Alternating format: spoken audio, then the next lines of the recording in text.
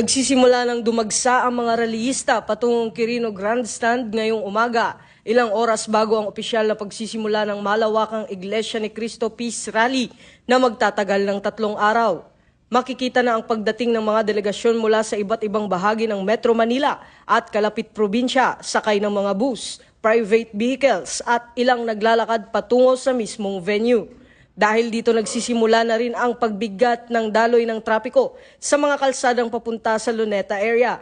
Habang patuloy ang pagdagsa ng mga kalahok, nagpapatuloy naman ang mahigpit na pagpapanatili ng seguridad ng kapulisan sa iba't ibang lugar ng pagdarausan ng pagtitipon.